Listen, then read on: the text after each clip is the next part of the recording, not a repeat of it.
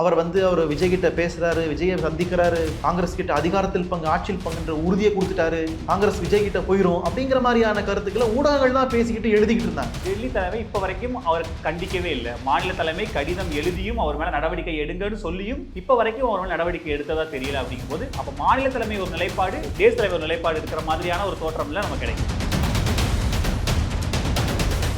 அது இது அப்படி இப்படின்னு எப்படி பார்த்தாலும் இதுதான் ஹிட்டான ஆஃபர். உங்க ஐடியாலஜி மதச்சார்பின்மைனா நீங்க கிறிஸ்டியன்ஸ்க்கு எதிராக அட்டாக் நடக்கும்போது வாயை திறந்து பதில் சொல்லணும், கண்டனம் தெரிவிக்கணும். என்ன சொல்லணும்? நரேந்திர மோடியை நான் கண்டிக்கின்றேன். இங்க அங்கிள்னு சொல்ல தெரியுதுல, இங்க அங்கிள்னு சொல்ல தெரிஞ்சவருக்கு அங்க பெரியப்பா, சித்தப்பா, மாமனாரு இப்படி சொல்ல வேண்டியது. நாங்க யாருக்காது எதுக்கு மோடி வந்து பயப்படுறாரு அவரு? ஸ்டாலினுக்கும் ராகுல் காந்திக்குமான உறவு எப்படி இருக்கு? ஏன்னா ஆதவர்ஜுனா மேடையில பேசும்போது இந்த கரூர் ஸ்டாம்பேடுக்கு அப்புறம் முதல்ல பேசுனது அவரு தான். அவருக்கு இவருக்குமான உறவை விட இவருக்குமான உறவு ரொம்ப நெருக்கமா இருக்கு அப்படின்னு. ஆதவர்ஜுனா ஒரு ஆளே கிடையாது.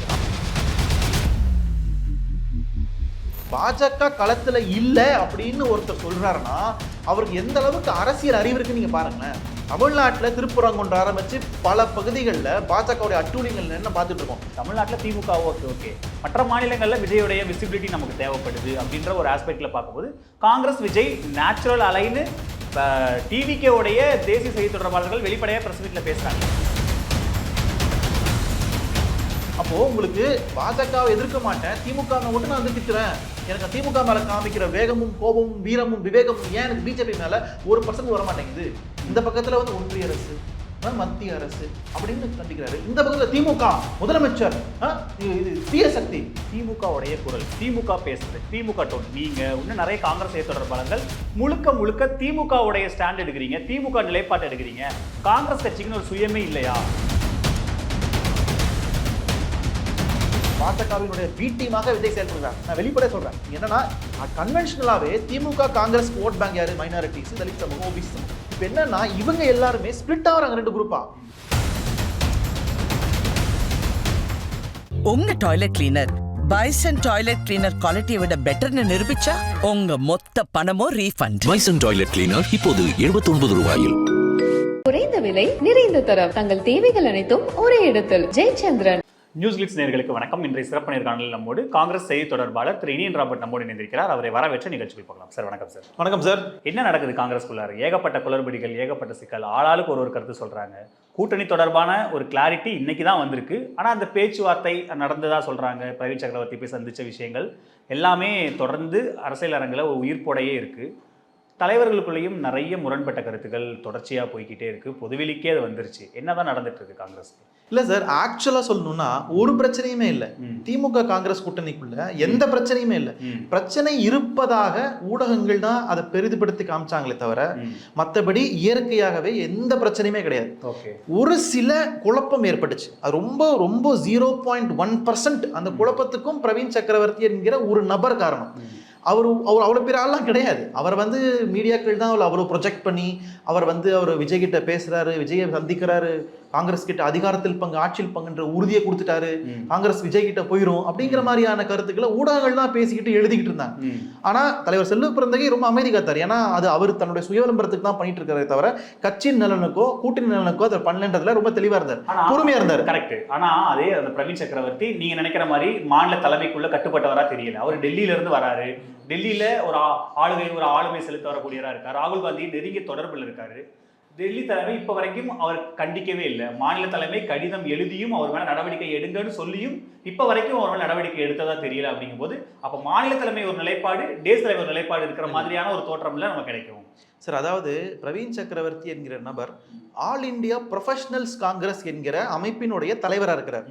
நீங்க காங்கிரஸ் கட்சியுடைய துணை அமைப்புகள் பார்த்தீங்கன்னா அதுல இளைஞர் அணி, மாணவர் அணி, மகளிர் அணின்னு ஒரு 12, 13வது இடத்துல இருக்கிற அணி தான் அந்த ப்ரொஃபஷனல்ஸ் காங்கிரஸ்ங்கிறது. அதனுடைய தலைவராக இருக்கிறார். கூட்டணி பேச்சுவார்த்தை குறித்து பேசுறதுக்கு எந்த அதிகாரத்தையும் அவர் கொடுக்கல. தலைவர் ராகுல் காந்தி கிட்ட எல்லாரும் தான் க்ளோஸா இருக்கிறாங்க. அவர் மட்டும் க்ளோஸா இல்லை. தமிழ்நாட்டில் கரூர் எம்பி ஜோதிமணியோ அல்லது மாணிக்கம் தாகூரோ, சசிகாந்த் செந்திலோ எல்லாருமே அவருக்கு நெருக்கமா பழகக்கூடியவங்க. அதெல்லாம் அவருக்கு மட்டும் நெருக்கமா பழகி நீங்க போய் தாவேகா கிட்ட பேசுங்க அப்படின்லாம் அசைன்மெண்ட் யாருக்கும் அவர் கொடுக்கல. அவர் சொந்த விருப்பத்தின் அடிப்படையில் ஏதோ திமுக மேல உள்ள வெறுப்பின் வன்மத்திலையும் அவர் கூட்டணி உடைப்பேன்னு சொல்லி கிளம்பி வந்திருக்காரு. அதனை ஒட்டி தலைவர் செல்வ பிறந்தகை அவர்கள் முந்தானேத்து லெட்டர் எழுதியிருக்காரு.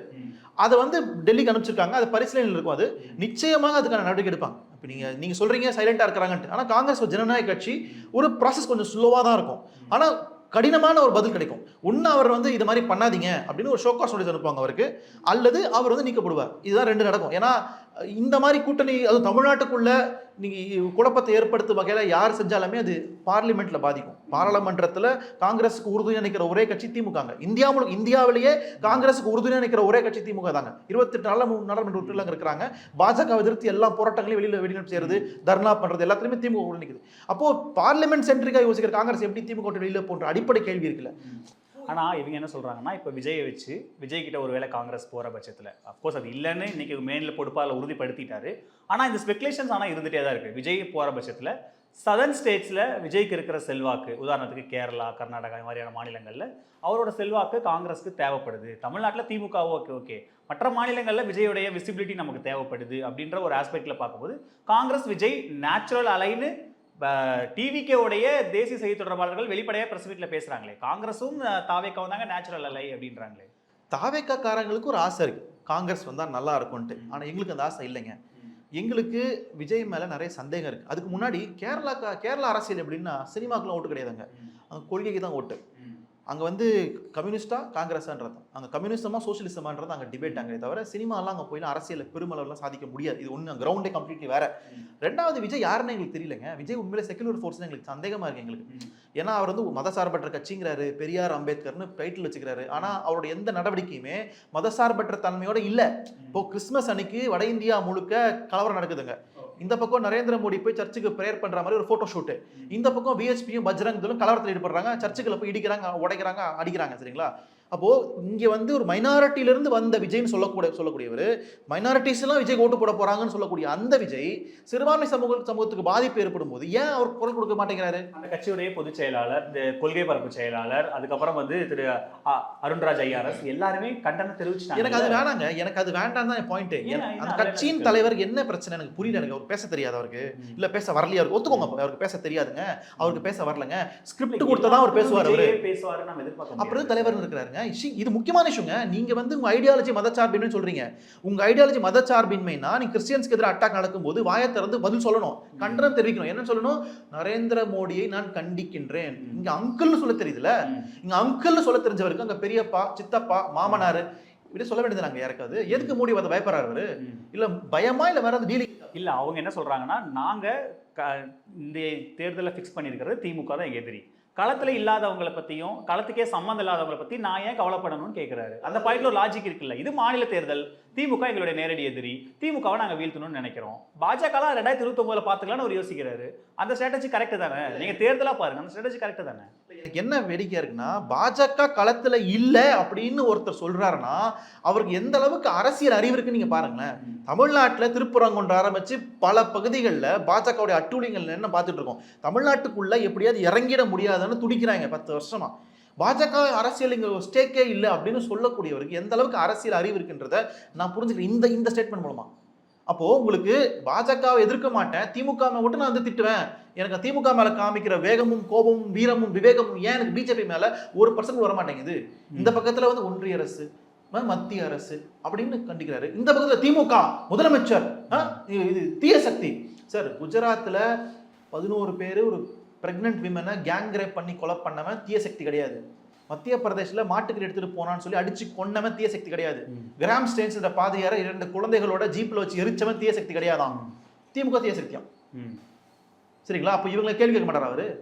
இந்த ரிட்டன் நிலைப்பாடு தான் எங்களுக்கு அவர் மேல சந்தேகம் வருது, யாரா இருப்பாருன்னு பின்னாடி, அவருக்கு பின்னாடி யார் இருப்பாங்கன்னு எங்களுக்கு தெரியல. அதனாலதான் காங்கிரஸ் தாவேக்காக ஒரு சாய்ஸா கன்சிடர் பண்ணவே இல்லை. அவங்க என்ன சொல்றாங்கன்னா, இப்ப நீங்க பேசுறது எல்லாமே திமுக உடைய குரல், திமுக பேசுறது, திமுக டோன். நீங்க இன்னும் நிறைய காங்கிரஸ் தொடர்பாளர்கள் முழுக்க திமுக உடைய ஸ்டாண்ட் எடுக்கிறீங்க, திமுக நிலைப்பாட்டு எடுக்கிறீங்க.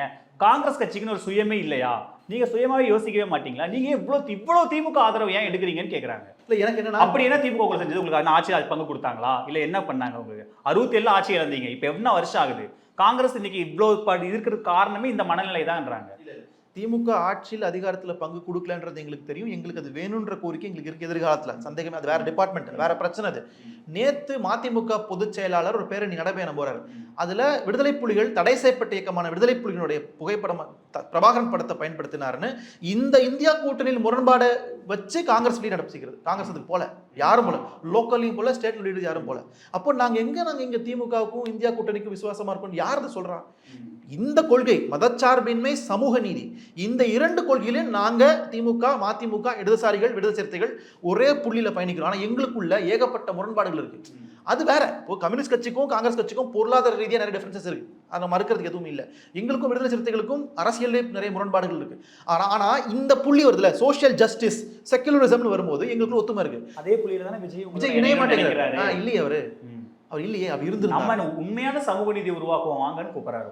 திருமாவளவன கூப்பிடுறாரு. ஆனா 2 பேரும் பிடி கொடுக்கும். அவர் எங்களை கூப்பிட்டு கழுத்து இருக்கிற பாக்குறாரு. நான் என்ன சொல்றேன்னா, உண்மையிலேயே உங்களுக்கு சமூக நீதி மேலையும் மதச்சார்பின்மை மேலையும் உங்களுக்கு நம்பிக்கை இருக்குன்னா, மோடி அவர்களே எப்பொழுது சாதிவாரி கணக்கெடுப்பு எடுப்பீர்கள்? கேஸ்ட் சென்சஸ் எப்போ எடுப்பீங்க? சென்சஸ் எப்போ எடுப்பீங்கன்னு நீங்க கேட்டீங்கன்னா, நீங்க சமூக நீதிக்கு ஆதரிக்கிறீங்க, நான் புரிஞ்சுக்கலாம்.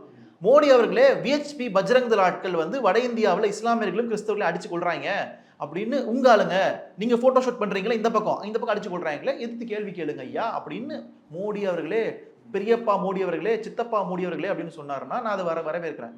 இந்த பக்கம் நீங்க அங்கிள் ஸ்டாலின் சொல்லிட்டு இவர் அடிக்கிறதுல இங்க பிரச்சனை திமுக ப்ரொடெக்ட் பண்றது கிடையாது, ஐடியாலஜியை ப்ரொடெக்ட் பண்ணுன்றதான். இந்த கூட்டணி ஐடியாலஜிக்கல் அலையன்ஸ் இது. இந்த ஐடியாலஜி அலையன்ஸை உடைக்கணும்னு நினைக்கிறாங்க சார். ரொம்ப சிம்பிளா சொல்றேன். என்னன்னா, எந்த விதத்துல திமுகவுக்கும் விஜய்க்கும் டிஃபரன்ஸ் நீங்க பாக்குறீங்க? 2 பேரும் ஒரே சமூக மதச்சார்பின்மை, இவங்களும் பேசுறாங்க, இவங்களும் மதச்சார்பின்மை, இவங்களும் சமூக நீதி பேசுறாங்க, இவங்களும் சமூக நீதி. பெரியார், அம்பேத்கர் கொள்கை தலைவராக வச்சிருக்காங்க, இவங்களும் முக்கியமான வழிகாட்டி தலைவர்களா வச்சிருக்காங்க. எந்த டிஃபரன்ஸ் பாக்குறீங்க? இங்க எதுவுமே இல்ல, இங்க போனீங்கன்னா உங்களுக்கு ஆட்சியிலையும் பங்கு, அதிகாரத்திலையும் பங்குன்றாரு. இல்ல அது எப்படின்னா பிஸ்கெட் காமிச்சு கூப்பிடுற மாதிரி. அது நீங்க திமுக ட்ராக் ரெக்கார்ட் இருக்கு சார். சமூக நீதியில அவங்க கான்ட்ரிபியூஷன் என்ன? அதிமுக கூட சமூக நீதியில கான்ட்ரிபியூஷன் இருக்கு. விஜய்க்கு என்ன கான்ட்ரிபியூஷன்? மெட்டீரியலா என்ன கான்ட்ரிபியூஷன் இருக்கு? சரி, மெட்டீரியலா வேண்டாம், ஓரலா வாய் ரீதியாக ஏதாவது நீங்க பேசிருக்கீங்களா? நான் குறைஞ்சபட்சம் கேட்கறது, நீங்க அதிகாரத்துல இல்லைங்க, எங்களுக்கு புரியுது. விஜய் ஒரு புது கட்சி, தாவேக்கா ஒரு புது கட்சி, நிர்வாகிகள் எல்லாம் புதுசா இருக்காங்க, மாஸ் பார்ட்டி, அதெல்லாம் இருக்கட்டும் ஒரு பக்கம். உங்களுடைய ஐடியாலஜிக்கல் கான்ட்ரிபியூஷன் என்ன பங்களிப்பு நீங்க செய்யல? அதிகாரம் இல்ல, ஒத்துக்கிறேன். அட்லீஸ்ட் குறைஞ்சபட்சம் ஓரலா ஓக்கலா நீங்க ஸ்ட்ராங்கா பேசணும்ல. பாஜக கூட காம்ப்ரமைஸ் இல்லன்றாரு, கூட்டணி இல்லன்னு உறுதியா சொல்றாரு. இந்த ஒண்ணு போதும். அதுதான் ஸ்ட்ராட்டஜின்ற, அதுதான் ஸ்ட்ராட்டஜி. என்ன பிரச்சனைனா, விஜய உள்ள வர வச்சு அந்த பக்கத்துல பாஜக உள்ள ட்ரை பண்ணுது. நான் அது ஓப்பனா வெளிப்படையா சொல்றேன். பாஜகவினுடைய பி டீமாக விஜய் செயல்படுகிறார். நான் வெளிப்படையா சொல்றேன். என்னன்னா, கன்வென்ஷனலாவே திமுக காங்கிரஸ் ஓட் பேங்க் யாரு? மைனாரிட்டிஸ், தலித் சமூகம், ஓபிசி சமூகம். இப்ப என்னன்னா, இவங்க எல்லாருமே ஸ்பிளிட் ஆகுறாங்க 2 குரூப்பா. விஜய்க்கு ஒரு ஃபிராக்ஷன் அங்க போகுது. அப்ப அந்த ஃபிராக்ஷன் யாருக்கு பாதிப்பை டென்ட் ஏற்படுத்துது? இந்த அலையன்ஸுக்கு டென்ட் ஏற்படுத்துது. இதனால யார் வரதுக்கான வாய்ப்புகள் இருக்கு? பிஜேபி அதிமுக கூட்டணி, பாஜக தலைமையிலான அதிமுக கூட்டணி உள்ள வரதுக்கு வாய்ப்புகள் இருக்கு. அப்போ ஏதோ ஒரு வகையில தெரிஞ்சோ தெரியாமலையோ விஜய் அவங்களுக்கு வேலை பார்க்கறாருன்றது இல்ல சார். அது நீங்க தேர்தல் அப்படிதான் ஈக்குவேஷன் பண்ண முடியும். இப்போ உங்களுடைய டென்ட் உருவாக்கினா அது அவங்களுக்கு சக்சஸ் ஆகும். சம்டைம் விஜய்க்கு அது பாசிட்டிவா கூட போகலாம். அவருடைய வெற்றி தானே எதிர்நோக்குவார். இவங்களுக்கு டென்ட் வரும், இவங்களுக்கு பிரச்சனை வரும், அவர் பார்க்க முடியாது. அப்ப என்ன பண்ணணும்னா, உண்மையிலேயே அவருக்கு விசிகா காங்கிரஸ் உள்ள வரணும் அப்படின்னு என்ன இருந்ததுன்னா, நீங்க மோடியை போட்டு திட்டுங்க. தமிழ்நாடு மக்களே உங்க பக்கம் நிற்பாங்க. நீங்க ஸ்டாலின் திட்ட அவசியம் இல்லை. நீங்க முதலமைச்சர் ஸ்டாலினை திட்டுன்னு அவசியமே இல்லை. ஏன்னா ஆன்டி இன்கம்சி 2 பேருக்குமே இருக்கு. நான் மறுக்கிறதுக்கு எதுவும் இல்லை. ஆனா நீங்க மோடியும் ஒன்றிய அரசை நீங்க திட்டினீங்கன்னா, வலுவா திட்டினீங்கன்னா, தமிழ்நாடே உங்க பக்கத்துல நிற்கும். இப்ப தமிழ்நாட்டுல பாதி பேர் உங்ககிட்ட ஒட்டுறதுக்கு ஏன் பயப்படுறாங்கன்னா, நீங்க யாருன்னே தெரியல. அதான் இங்க பிரச்சனையே சார். உங்க கட்சியில திருச்சி வேலுசாமி எல்லாம் இருக்காருன்னா, அவரு எப்படியாவது நான் காங்கிரஸோட தாவேக்காவை சேர்க்கிறேன் அப்படின்னு வெளியே. அவரு மூத்த தலைவர் தானே, முக்கியமான தலைவர் தானே, நீண்ட ஆண்டு காலம் அவர் உடம்புல வரது காங்கிரஸ் ரத்தம் தான் பெருந்தலைவரோட பயணிச்சிருக்காரு. என்ன பிரச்சனைன்னு கேளுங்க சார். அவருக்கும் திருச்சி சிவாவுக்கும் பிரச்சனை. முதல்ல லோக்கல் பிரச்சனை அது. 2வது திருச்சி சிவா அவர்கள் காமராஜர் இந்த கெஸ்ட் ஹவுஸ்ல இருந்தார், அதுன்னு சொல்ல பிரச்சனை இல்லை. அவர் அந்த கோபத்துல இருந்து தான் அவர் விஜய் கிட்ட போகணுன்றாரே தவிர, அவர் திமுகவுடைய ஐடியாலஜி எதிர்க்கல. சமூக நீதி எதிர்க்கிறாரா, மதச்சார்பின்மை எதிர்க்கிறாரா? அதுக்கு எங்கேயாவது நிறைய விமர்சனம் இருக்கு சார். அது இருக்கட்டும். அதான் சார், இவங்க எல்லாம் பேசி தீர்த்துக்கலாம் சார். இவங்க நம்மளுங்க திருச்சி வேலுச்சாமியோ மற்றவர்களோ காங்கிரஸ் கட்சிக்குள்ள கிரவுண்ட் லெவல் இருக்கிற பிரச்சனையில முரண்படுறவங்களை பேசி தீர்த்துக்கலாம். நம்ம ஆளுங்க அவங்களாம். ஆனா பிரவீன் சக்கரவர்த்தி மாதிரி வெளில இருந்தவங்க ஒண்ணு பேசி தீர்த்துக்க முடியாது. இல்ல சார். இப்ப என்னன்னா, 2024 எலெக்ஷன் டைம்ல அதிமுக பாஜக பிரிஞ்சு நின்னாங்க. அப்ப கூட அதிமுகவோட நாம போலாம் அப்படின்ற மாதிரியான ஒரு பேச்சுகள் கூட காங்கிரஸ்குள்ள வரவே இல்லை. ஏன்னா நம்ம இந்தியா கூட்டணி வச்சிருக்கோம், திமுகவோட உறுதியா இருக்கும்னு ஒரு சின்ன சலசலப்பு கூட அப்ப வரல. ஆனா இப்போ விஜய்ன்ற ஃபேக்டர், புது ஃபேக்டர் வரும்போது விஜய் கூட காங்கிரஸ் போக போறாங்க, விஜயோட காங்கிரஸ் பேச போறாங்க, நான் தாவேக்காவோட இணைக்க போறேன்னு ஆளாளு கிளம்புறாங்கல்ல. அதிமுகவே நீங்க கன்சிடர் பண்ணல, ஆனா விஜய் கன்சிடர் பண்ணி இந்த டாக்லாம் காங்கிரஸ்குள்ள வருது, அதுக்கு நீங்க ஒரு விளக்கம் கொடுத்து, அதுக்கு ஒரு லெட்டர் எழுதி, அதுக்கப்புறம் உங்களோட மேலிட பொறுப்பாளர் வந்து அவர் ஒரு விளக்கம் கொடுத்து, இவ்வளவு ப்ராசஸ் நடக்குது இல்ல. அப்ப அப்படி இருக்கும் போதே அப்போ உங்க கட்சிக்குள்ள ஏதோ இந்த கூட்டணி தொடர்பான ஒரு சின்ன ஒரு சிக்கல் ஓடுற மாதிரி தானே இருக்கு. இல்ல இந்த சவுண்ட் நீங்க சொல்லக்கூடிய இந்த சிக்கல், இந்த விஷயங்கள், அந்த சவுண்ட் வந்து காங்கிரஸ்குள்ள இருந்து கேக்குதா தாவேக்காக்குள்ள இருந்து கேக்குதான்னு ஒரு பெரிய கேள்வி இருக்கு. காங்கிரஸ்குள்ள நீங்க வரணும்னு பிரியப்படுறாங்க சார். உங்க கட்சிக்குள்ள இருந்து தான், உதாரணத்துக்கு தான் நான் திரும்ப 3-4 பேர் கோட் பண்ணி சொல்றேன், அவங்க எல்லாரும் இங்க போகணும்னு பிரியப்படுறாங்க. இல்ல சார், நான் 2 விஷயம் இருக்கு சார். ஒன்னு, கிரவுண்ட் லெவல்ல காங்கிரஸ் தொண்டர்களுக்கும் திமுக தொண்டர்களுக்கும் நிறைய இடங்கள்ல மனக்கசப்பு இருக்கு. அந்த மாதிரி, ஏன்னா அது கூட்டணின்னு வந்தாலே அது இருக்க தான் செய்யும். அதை மறைச்சு நாங்க பேசல இருக்கு.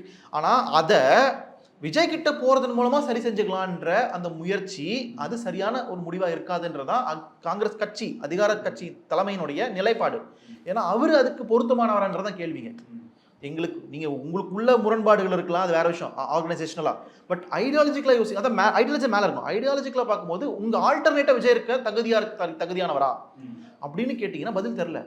அங்கதான் முரண்பாடு. காங்கிரஸ்க்கு ஒரு மாற்றம் வேணும். அங்கதான் கேள்வி, விஜய் தகுதியானவராங்கிற கேள்வி எழுப்புறீங்க.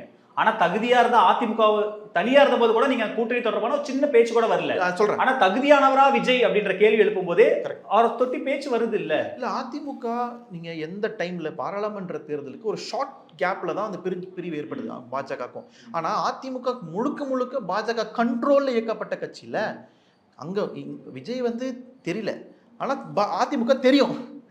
அப்ப தெரிஞ்சப்ப நாங்க சிக்குவோமா? நாங்க விஜய் நாளைக்கு வந்து உண்மையிலேயே பாஜகவை தீவிரமா எதிர்த்து மோடியை தீவிரமா எதிர்த்தாருன்னா அப்போ ரொம்ப நம்பிக்கை வரும். ஓகே ரைட்டு, இது ஒரு மத சார்பற்ற சக்தி, இப்படி போய் சேரலாம். என்னைக்குமே பிஜேபி அலையன்ஸ்ல போக மாட்டாங்க. என்ன பண்ணா நம்புவீங்க? இல்ல நாங்க ஒண்ணுமே, நான் சிம்பிளா கேட்கிறேன். அவரோட ஸ்கிரிப்ட் தராங்களே, அந்த ஸ்கிரிப்ட் எழுதி தரவங்க தயவு செஞ்சு கொஞ்சம் நரேந்திர மோடி மத்திய அரசு ஒன்றிய அரசுன்னு எழுதாம பெரியப்பா நரேந்திர மோடி, சித்தப்பா நரேந்திர மோடி அப்படின்னு எழுதுனாங்கன்னா நாங்க புரிஞ்சுக்கிறோம். பிஎம் சார்னா அவர் மாநாட்டில எல்லாம் கோட் பண்ணி பேசுறாரு, எஸ்ஐஆரை எதிர்த்து அறிக்கை வருது, போராட்டம் பண்றாங்க, அவரே வீடியோ வெளியிட்டு பேசுறாரு. பாண்டிச்சேரியில போய் அங்க இருக்க பிஜேபி கவர்மெண்ட்டை விமர்சிச்சும் பேசுறாரு. கூட்டணி இல்லவே இல்லைன்னு உறுதியா இருக்கும்ன்றாரு. இதை விட என்ன உங்களுக்கு உத்தரவாதம் கொடுக்கணும்? இல்ல அது நம்ம கட்சிக்குள்ள இருக்கிறவங்க விஜயோட போகணும்னு பிரியப்படுறவங்க இந்த பாயிண்ட் எல்லாம் எடுத்து வைக்கிறாங்கல்ல, அவர் எந்த விதத்துல குறைஞ்சு போயிட்டாருன்ற ஒரு பாயிண்ட் எடுத்து வைக்கிறாங்க. இல்ல அதுதாங்க எமோஷனலா வந்து சில பேர் வந்து சொல்றேன், சொன்ன கிரவுண்டில் இருக்கிற தொண்டர்கள் ஒரு சில பேருக்கு எமோஷனலா போதுண்டா திமுக கூட்டணி ரொம்ப நாள் டிராவல் பண்ணிட்டோம், 2004 இருந்து இருக்கிறோம், ஒரு மாற்றம் வந்தா என்ன அப்படின்னு நினைக்கிறேன். நான் அதை மறுக்கவே இல்லை. ஆனா அது விஜய் ஆல்டர்னேட்டான்றதான் கேள்வி. அந்த இடத்துல தான் நாங்க ஐடியாலஜிக்கல் அப்ளை பண்றோம். பண்ணும்போது அவர் அதுக்கான எந்த விதமான அடிப்படையுமே அவர் பண்ணவே இல்லை. நாங்க கேட்கறது ஒன்னே ஒண்ணுதான், உண்மையிலேயே அவர் காங்கிரஸ் வேணும்னு நினைச்சாருன்னா எதிர்காலத்துல ஃபியூச்சர்ல, இப்ப எல்லாம் இல்லை, ஃபியூச்சர்ல ஆசைப்பட்டாருன்னா முதல்ல ஒரு பிஜேபி அட்டாக் பண்ணணும். எங்களுக்கு தெரியல, பிடி மாதிரி தான் என்ன பண்றது நீங்க. நாளைக்கு வந்து இந்த கூட்டணியும் தோக்கும், அவரும் தோப்பாரு, உள்ள பிஜேபி உட்காந்துருக்கும். உங்களால திருப்பி ஒண்ணுமே பண்ண முடியாது, திருப்பி அவங்க வெளியே அனுப்பவே முடியாது. அது தேவையா? அதனாலதான் இன்னைக்கு பாருங்க, இஸ்லாமிய சமூகங்கள் எல்லாரும் ஒன்னா சேர்ந்து ஒரு கூட்டமைப்பு உருவாக்கி தீர்மானம் நிறைவேற்றினாங்க. நாங்க இந்த எலெக்ஷன்ல விஜய் ஆதரிக்க போறதில்லை. அவரு RSS செயல் திட்டத்தை நடைமுறைப்படுத்த வந்திருக்காரு. திருமாவளவர்கள் தான் பேசியிருக்காரு. சீமானும் விஜயும் RSS பெற்ற பிள்ளைகள்னு பேசியிருக்காரு. அப்போ கிட்டத்தட்ட நாங்க பேசுற அதே அலைன்மெண்ட்டுக்குள்ள வராங்க பாருங்களேன். ஸோ இது வந்து நாங்க திமுகவை வந்து நாங்க அப்பீஸ் பண்ணணும், அவங்களுக்கு தாஜா பண்ணணுன்ற எண்ணத்துல நாங்க பேசல. நாங்க வந்து இந்த கொள்கை மதச்சார்பின்மை, சமூக நீதி, இந்த கொள்கையிலேருந்து யோசிக்கும் போது விஜய் எங்க கூட ஒத்து வரவரா இல்லவே இல்லைன்றதே பாயிண்ட். இப்போ இந்த பிரச்சனை எல்லாம் போயிட்டு இருக்கும்போது இதுக்குள்ள ஒரு சுமூக ஏற்படுத்துறதுக்காக விசிகாவினர் சில கருத்துக்களை முன்வைக்கிறாங்க. உடனடியே நீங்க இதுக்குள்ள வராதீங்க, நீங்க இதுக்குள்ள கருத்து சொல்லாதீங்க, நீங்க இதுக்குள்ள ஏன் வரீங்கன்னு சொல்லி அவங்கள விமர்சிக்கிறீங்க. இப்போ இந்த கூட்டணிக்குள்ள நம்ம தொடர்ச்சியா பாஜக அதிமுக கூட்டணி ஒரு நேச்சுரல் அலை இல்லை அப்படின்னு நம்ம பேசுறோம். ஆனா உங்க கூட்டணிக்குள்ளேயே நிறைய முரண்பாடு வர மாதிரி இருக்கு. ஆமா, நேற்று வைகோ நாங்கள் லட்சுமண ரேகை தாண்ட மாட்டோம், எங்களுக்கு கூட்டணி தருமானா என்னன்னு தெரியும்னு அவர் பேசுறாரு. மாணிக் தாகூர் வெளிப்படையாகவே விமர்சிக்கிறாங்க, விசிகா இதுல தலையிட வேணான்றாங்க. அவங்க கடுமையான விமர்சனத்தை முன்வைக்கிறாங்க. நீங்க கூட்டணிகளை குழப்பத்தை உருவாக்காதீங்க, காங்கிரஸ்க்கு எதுக்கு இந்த வேலை அப்படின்னு ஆளு ஷானவாஸ் எம்எல்ஏ அவர்லாம் கடுமையாக விமர்சிக்கிறார். அப்படிங்கும் போதே அப்ப உங்க கூட்டணிக்குள்ள ஏதோ ஒரு சிக்கல் இருக்க மாதிரி இல்ல அதெல்லாம் இல்ல. கூட்டணிக்குள்ள எந்த விதமான சிக்கல், நாளைக்கு பிரச்சாரத்துக்கு போகும்போது ஒன்னாதான் கைப்பிடிச்சு நிக்க போறோம், கை ஒருத்தி நிக்க போறோம். அதுல இருந்து இந்த பேச்சுக்கெல்லாம் இப்ப நீங்க சொன்ன மாதிரி கீழவே தொண்டர்கள் மனநிலையில ஒரு மாற்றம் தெரியுது இல்ல. இன்னும் அப்ப மத்த கட்சிகளோட சேர்ந்து வேலை பார்க்கணும் இல்ல, அப்பதானே ஓட்டு டிரான்ஸ்ஃபர் பண்ண முடியும். அப்ப அங்க ஒரு சிக்கல் வந்துச்சுன்னா களத்துல பேக் ஃபயர் ஆயிடாதா? ஃபீல்டுக்குன்னு போனதுக்கு அப்புறம் பெரிய சிக்கல்லாம் வராது. நாங்க என்ன சொல்றோம், நான் என்ன சொல்ல ட்ரை பண்றோம்னா, உங்க கட்சி பிரச்சனை நாங்க தலையிட்டோமா? உங்க கட்சி எல்லா கட்சியிலும் பிரச்சனை இருக்கு. வைகோவுக்கும் ஒரு மகனுக்கும் பிரச்சனை, நாங்க தலையிட்டு கருத்து இல்ல உங்க கட்சி பிரச்சனை கூட்டணியை பாதிக்குதுன்னு அவங்க கவலைப்படுறாங்க சார். இல்லையே, எந்த இஷ்யூ பாதிச்சு? திமுக கூட்டணிக்குள்ள பிரச்சனை உருவாக்குதுன்றாங்க சார். இப்ப நீங்க தாவேக்காவோட பேசுறது ஒரு பேச்சு மதிமுகவில் அது யார் அஃபெக்ட் பண்ணுது? திமுக கூட்டணி தான் அஃபெக்ட் பண்ணுது. மதிமுகல மல்லை சத்யா அவர்கள் சண்டை போட்டு வெளியே போனாரு, இப்ப அது கூட்டணி பாதிக்கலையா? அது அவங்க கட்சிக்குள்ள நடந்து அவங்க வெளில போயிட்டாங்க. அதானே இங்க நடக்குது. இங்க அது இல்ல, இங்க என்னன்னா நீங்க தாவேக்காவோட பேசுறீங்க, தாவேக்காவோட பேச்சுவார்த்தை நடக்குதுன்னு ஒரு விஷயம் கிளம்புது. அது உண்மையே இல்லையே. அது காங்கிரஸ் மல்லை சத்யா விஜயோட பேச்சுவார்த்தை மதிமுகக்குள்ள இருந்துட்டு விஜயோட பேச்சுவார்த்தை நடத்துறாருன்னா அது பேசு பொருளா மாறும். சேம் டைம் மதிமுகவும் காங்கிரஸ் ஒண்ணு கிடையாது, காங்கிரஸ் உடைய இது வேற. சோ அப்படிங்கும்போது இந்த கூட்டணியில காங்கிரஸ் எவ்வளவு முக்கியமானதுன்னு உங்களுக்கு தெரியும். அப்ப நீங்களே ஒரு பொறுப்பான இடத்துல இருக்க நீங்களே ஒரு குழப்பத்தை உருவாக்குற மாதிரி பண்ணக்கூடாது இல்ல. அததான் தோழமே சுட்டி காட்டுறாங்க. இல்ல நாங்க கூட்டணிக்குள்ள எந்த பிரச்சனையும் ஏற்படுத்தல. கட்சிக்குள்ள பிரச்சனை, கட்சிக்குள்ள ஒருத்தர் ஏற்படுத்தின குழப்பத்தின் விளைவுதான் இது. கட்சிக்குள்ள ஒருத்தர் ஒரு தவிர்த்திருக்க முடியாதான்னு கேக்குறேன்.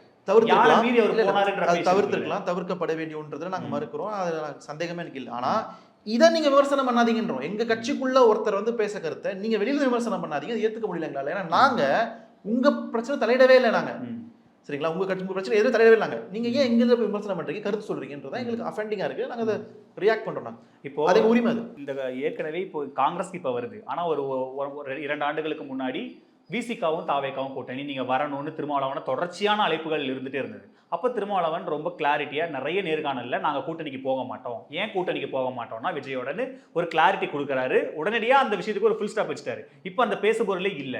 இப்ப அது காங்கிரஸ்க்கு அது வந்திருக்கு. அப்ப நீங்க தேசிய தலைமையில இருந்து ஒரு கிளாரிட்டி கொடுத்திருந்தா நாங்க திமுகவோட தாங்க போறோம். இன்னைக்கு தான் அந்த அறிக்கையே வந்திருக்கு. கிட்டத்தட்ட ஒரு மாசமா இது ஒரு பேசுபொருளா இருந்திருக்கு. ஏன் இந்த தாமதம், எங்க இந்த கேப்ன்றது பிரச்சனை சார்? ரொம்ப சிம்பிளா சொல்றேன். காங்கிரஸ் ஒரு டெமோக்ராட்டிக் பார்ட்டி சார், ஜனநாயக கட்சி. இங்க எல்லாமே ஸ்லோவா தான் இருக்கும். ஜனநாயகம் ஸ்லோவா தான் சார் இருக்கும். சர்வாதிகாரம் டக்கு முடிவு எடுக்கும், அவ்வளவுதான் பாயிண்ட். நான் சர்வாதிகாரம் அல்லது ஒரு தலைமைக்கு இயங்கக்கூடிய கட்சி. காங்கிரஸ் அப்படி இல்லை. இங்க வந்து நிறைய மாநில தலைவர்கள், நிறைய தேசிய தலைவர்கள். திமுக கூட்டணி எவ்வளவு முக்கியம் கண்டிப்பா அலையன்ஸ் முக்கியம் தான், இல்லை நான் மறுக்கவே இல்லை. பட் இருந்தாலும் டிசிஷன் மேக்கிங்ல காங்கிரஸ் வந்து ஸ்லோவா தான் இருக்கு. அதை ஸ்பீட் அப் பண்ணணுன்றதுல எனக்கு முழுமையான உடன்பாடு இருக்கு. எனக்கு கார்த்திக் சிதம்பரம் அவர்களுக்குலாம் இந்த டிசிஷன் மேக்கிங் வந்து ஃபாஸ்டா நடக்கணும் அப்படின்றதுல ஒரு மித்தங்களோட தான் நாங்க பேசுவோம். அது லாங் டர்ம்ல நாங்க எங்களை சரி செஞ்சுக்கிறோம். அதுக்கு முன்னாடி நீங்க எல்லாம் எங்களை அட்வைஸ் பண்ணாதீங்கன்றது எங்க பிரச்சனை. ஏன் அது உங்க கூட்டணி கட்சி தானே, தோழமையா சொல்றாங்க, கேட்கலாம் இல்ல. இல்ல தோழமைன்னு சொன்னா நீங்க ஃபோன் பண்ணி எங்களுக்கு வாட்ஸ்அப் கால்ல வீடியோ கால் வந்து சொல்லுங்க, பிரச்சனை இல்லை. நீங்க பத்திரிகையில சொல்லாதீங்க பிரச்சனை. ஓகே, வேற எதுவும் இல்லை. நீங்க வாட்ஸ்அப் வீடியோ கால் வாங்க, ஒன்னா உட்காந்து நம்ம சாட் பண்ணுவோம், பேசுவோம். ஆனா நீங்க பத்திரிகையில சொன்னீங்கன்னா அது வெளியில நம்ம காத்துட்டு இருக்க எதிரிகளுக்கு வந்து நம்ம தீனி போடுற மாதிரி ஆயிடும். ஆஹா பிரச்சனை வந்துச்சு, கூட்டணிக்குள்ள அடிச்சுக்கிறாங்க அப்படின்னு அதே ஒரு டிபேட்டா பேசுவாங்க வந்து எல்லா மீடியாலையும். எதுக்கு தேவையில்லாத பிரச்சனை? நேத்துல இருந்து இன்னொரு விஷயம் பேச பொருளாக ஜோதிபனி அவர்கள் ஒரு ட்வீட், காங்கிரஸ் அழிவு பாதையில பயணிக்குது, தன்னலமற்ற உழைச்சிட்டு இருக்காரு ராகுல் காந்தி, உங்களுடைய சுயநலத்துக்காக கட்சியை காலி பண்ணிடாதீங்கன்னு ஒரு நீண்ட நெடிய பதிவை போடுறாங்க. என்ன சிக்கல் அவங்களுக்கு? இல்லை எனக்கு தெரியல, அவங்க என்ன பிரச்சனைன்றதை அவங்க வெளிப்படையாக சொல்லணும். என்ன யாருக்கும் தெரியல, என்ன பிரச்சனைன்னு தெரியல, அவங்க என்ன வேணும்ன்றதும் தெரியல. வெறும் பிளாங்கா சொல்றாங்க. யாரோட பிரச்சனை அவங்களுக்கு தெரியல. அவங்க என்னன்னா ராகுல் காந்தி கனவை சிதைச்சிடாதீங்கன்ற மாதிரி பேசுறாங்க. அது அவங்க யாரும் காங்கிரஸ் மேல இருக்கிற அக்கறையில தானே பேசுறாங்க. அப்ப கட்சிக்குள்ள ஏதோ ஒரு சிக்கல் இருக்கு, அதை அட்ரஸ் பண்ணாமையே அவங்க தொடர்ச்சியை அதை பண்ணிட்டே இருக்காங்க. ஒரு டைம் இன்டர்வல்ல அதை பண்ணிட்டே இருக்காங்க. அப்போ அவங்களோட இஷ்யூ இன்னும் அட்ரஸ் பண்ணாமையே ஒரு மாநில தலைமை வச்சிருக்குன்னா தெரியல. இப்போ மாநில தலைமை தான் பிரச்சனைன்னு தெரியல. அவங்க யாரை பாயிண்ட் அவுட் பண்றாங்க, யாரை சொல்றாங்க, எந்த இஷ்யூவை சொல்றாங்கன்னு தெரியல. அவங்க நான் என்ன கேட்கறேன்னா, அவங்க கிட்ட தயவு செஞ்சு இஷ்யூ என்னன்றது வெளிப்படையா சொல்லுங்க. நீங்க யாரை குற்றம் சாட்டுறீங்க வெளிப்படையா சொல்லுங்க. ஆனா தயவு செஞ்சு ஊடகத்தில் சொல்லாதீங்க. இது கட்சி பிரச்சனை, உட்கட்சி பிரச்சனை. நீங்க கட்சியின் தலைவர்கிட்டயோ அகில இந்திய பொறுப்பாளர்கிட்டயோ இல்ல டெல்லியிலயோ போய் தலைவர் ராகுல் காந்தி கிட்டயோ போய் நீங்க சொல்லுங்க.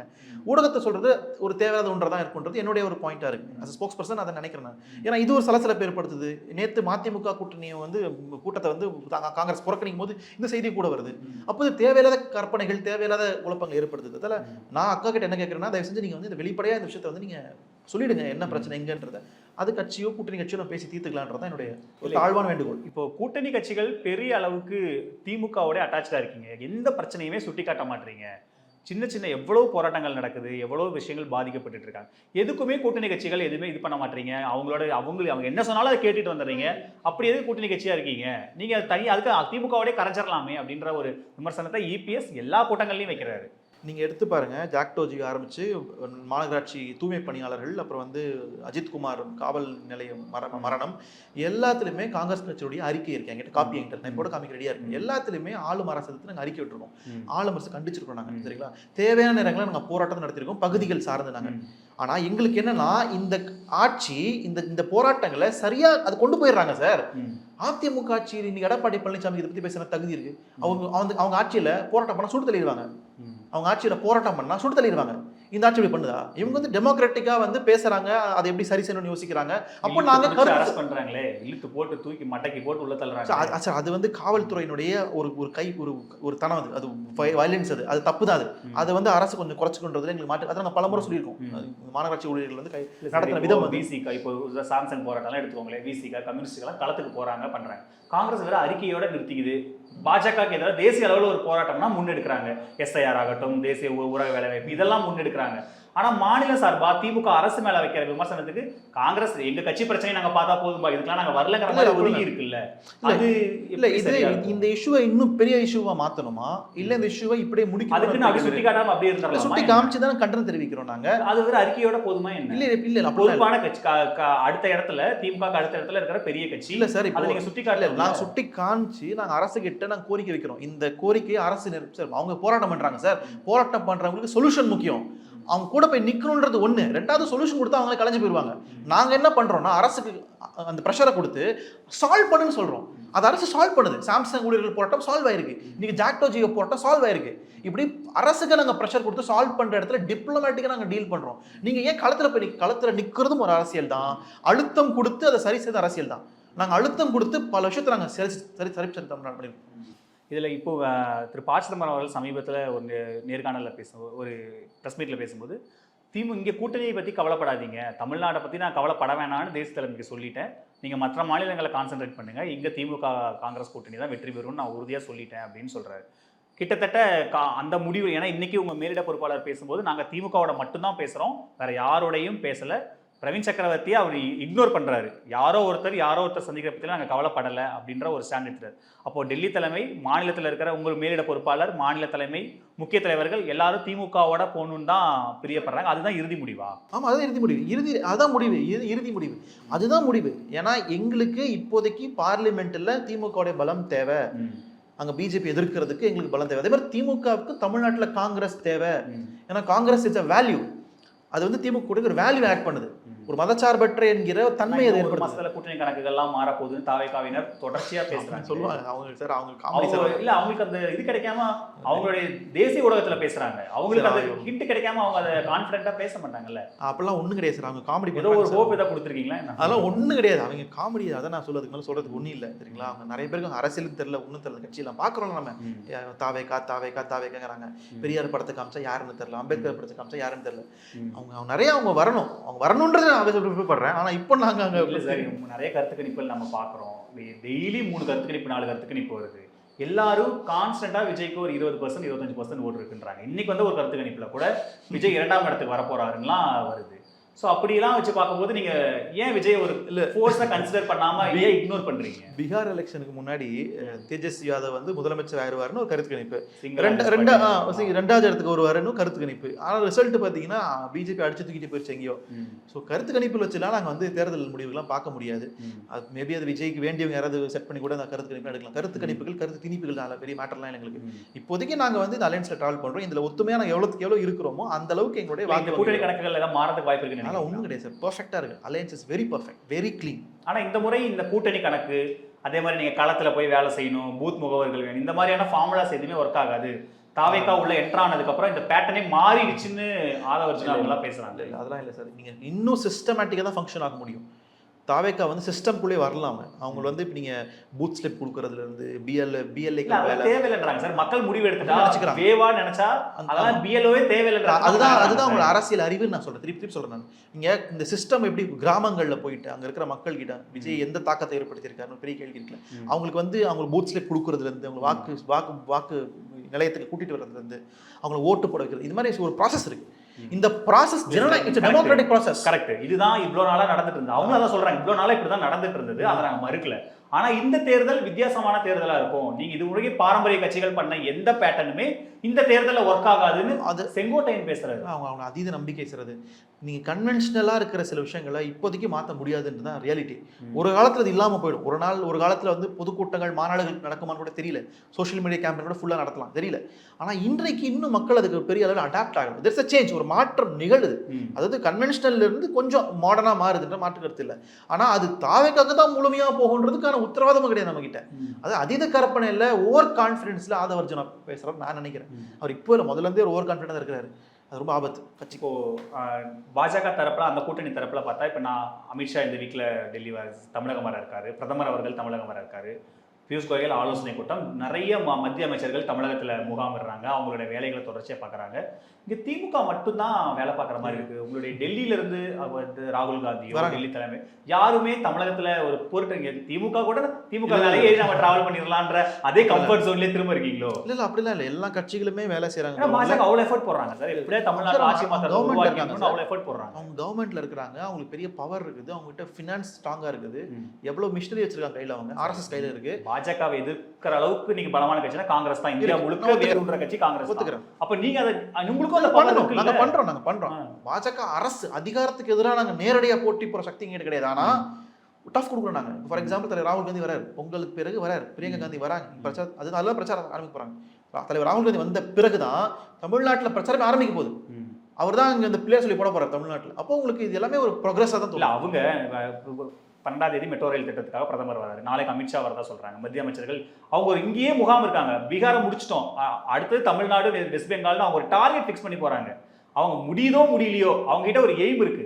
காங்கிரஸ் கட்சிக்கு அது கூட இல்ல. திமுக இருக்கு, திமுக பாத்துக்கோம், திமுக அமைச்சர்கள் நம்மள வின் பண்ண வச்சிருவாங்க, திமுக மாவட்ட செயலர் நம்மள வின் பண்ண வச்சிருவாங்கன்ற கம்ஃபர்ட் ஜோன்லயே இருக்கீங்க. அப்படிலாம் இல்ல சார், இங்கே ஆல்ரெடி இந்த பேஸ் இங்க இருக்கு. அவங்க பேஸை பில்ட் பண்றதுக்கு வராங்க இங்க.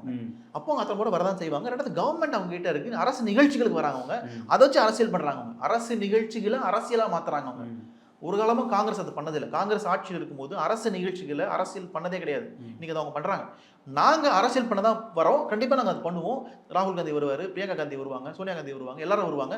லோக்கலி மாவட்ட தலைவர்கள், லோக்கலி நகர தலைவர்கள் எல்லாருமே கிரவுண்ட் ஓடிட்டு தான் இருக்காங்க. எலெக்ஷன் நெருங்க பாரு, இன்னும் ஒரு வாரத்துல பட்டியல வரப்போகுது. மாவட்ட தலைவர் ஃபுல்லா நாங்க மாத்த போறோம். தமிழ்நாடு முழுக்க உள்ள மாவட்ட தலைவர்கள் மாற போறாங்க, பட்டியல வரப்போகுது. ஸோ எல்லாமே ஒரு ஃபார்ம் நகர தான் போகுது. ஸ்டாலினுக்கும் ராகுல் காந்திக்குமான உறவு எப்படி இருக்கு? ஏன்னா ஆதவர்ஜுனா மேடையில பேசும்போது இந்த கரூர் ஸ்டாம்பேடுக்கு அப்புறம் முதல்ல பேசினது அவரு தான். அவருக்கு இவருக்குமான உறவை விட இவருக்குமான உறவு ரொம்ப நெருக்கமா இருக்கு அப்படின்னு. ஆதவர்ஜுனா ஒரு ஆளே கிடையாது சார். அவர் சொல்றதெல்லாம் கேட்டுட்டு இருக்கீங்க நீங்க. முதலமைச்சர் அவர்களுக்கும் தலைவர் ராகுல் காந்திக்கும் அண்ணன் தம்பியை போல உறவு இருக்கு. ஆமா, பீகார் எலெக்ஷன் நீங்க பீகார் எப்ப இருந்துச்சு எலெக்ஷன்? இப்போ நவம்பர் மாசம் 3 பேர் எவ்வளவு டிராவல் பண்ணாங்க, எப்படி அவர் 2 பேரும் அவங்க கட்டி தழுவி அரவணைச்சுக்கிறாங்க. ஐடியாலஜிக்கலாவும் ரொம்ப ஸ்ட்ராங்கா இருக்கிறாங்க. தமிழ்நாடு பலமுறை கோட் பண்ணி you can never and never win the people of Tamil Nadu DMK quote பண்ணி அவர் சொல்றாரு. அப்போ இவங்க 2 பேருக்குள்ள இருக்கிற பாண்டிங் ரிலேஷன்ஷிப் வந்து அது வேற லெவல்ல இருக்கு. ஆதவர்ஜுனா சொல்றதெல்லாம் கேட்க முடியுமா சார்? யார் சார் அவர்? நானும் பார்த்துட்டே இருக்கேன், தேவையில்லாம பேசியிருக்காரு உட்காந்துட்டு. டிவிக்கே ரசிகர்கள் வேணா உஷப்படுத்தலாம் அவர். ஆனா எங்களெல்லாம் அவர் வந்து ஒன்றும் பண்ண முடியாது. நாங்க அரசியல் நாங்க டீப்பா ஸ்டடி பண்ணி அரசியல் வந்திருக்கோம். நாங்க அவங்கள மாதிரி தாவேகா மாதிரி நாங்க வந்து படத்தை பார்த்து அரசியல் கேள்வி. ஏன் ராகுல் காந்தி விஜய்கிட்ட பேசணுங்கிற ஒரு கேள்வி இருக்குல்ல சார்? அது ஹியூமனிட்டேரியன் கவுண்ட் சார். மனிதனை அடிப்படையில அவர் பேசுறாரு, அவ்வளவுதான். தலைவர்கள் யாரும் பேசலையே. பாஜகவும் தாவேகாவும் கால் பண்ணாருன்றாரு. பாஜகவும் தாவேகாவும் ஒன்னா ஒரு கேள்வி கேட்டோம்னா, தலைவர் ராகுல் காந்தி மனிதனை அடிப்படையில், அது யாரோ ஃபோன் பண்ணி கொடுத்துருக்காங்க, அவராக கூட பண்ணல. யாரோ தமிழ்நாட்டில இருந்து பிரவீன் சக்கரவர்த்தி கூட இருக்கலாம், தெரியல, ஃபோன் பண்ணி கொடுத்து பேசுங்கன்னு சொல்லியிருக்காங்க. அவர் பேசியிருக்காரு, அவ்வளவுதான். அதன் பிறகு அந்த கூட்டணிக்குள்ள பேச்சு வரத்துக்கோ அதை எக்ஸ்டெண்டே பண்ணல, அதோட ஸ்டாப் பண்ணியாச்சு. அது எப்படி ஒரு கேமா களத்துல பண்றாங்கன்னு நீங்க பாக்குறீங்க. ட்விஸ்ட் பண்ணாங்கன்றது எனக்கு தெரியும். அதை நான் மறுக்கிறேன், நிராகரிக்கிறேன். அது தாவேகா பண்ணக்கூடாதுன்னு நான் சொல்றேன். எந்த இடத்துலையுமே காங்கிரஸ் வந்து உங்க கூட பயணிக்கிறேன் நாங்கள் ப்ராமிஸ் பண்ணவும் இல்லை, உங்க கூட வரணும்னு நினைக்கவும் இல்லை. உங்களுக்கு ஸ்ட்ரென்த் இருக்கு, உங்களுக்கு தகுதி இருக்குன்னா நீங்க அரசியல் பண்ணுங்க, உங்க தலைவர் அரசியல் பண்ணுங்க, ஊரா போங்க, நீங்க பிரச்சனை இல்லை. சோ அதுதான் உங்களுடைய இன்னைக்கு எல்லாம் கிளியர். நீங்க வந்து எல்லாமே கிளியர் பண்ணி எவ்ரிதிங் இஸ் கிளியர். பெர்ஃபெக்ட். நன்றி சார், இவ்வளவு நேரம் நேரத்தை எங்களுக்கு. Thank you sir. தேங்க்யூ. அது இது அப்படி இப்படின்னு எப்படி பார்த்தாலும் இதுதான் ஹிட்டான ஆஃபர். உங்க toilet cleaner bison toilet cleaner குவாலிட்டியை விட பெட்டர்னு நிரூபிச்சா உங்க மொத்த பணமும் ரீஃபண்ட். பைசன் டாய்லெட் கிளீனர் இப்போது 79 ரூபாயில்.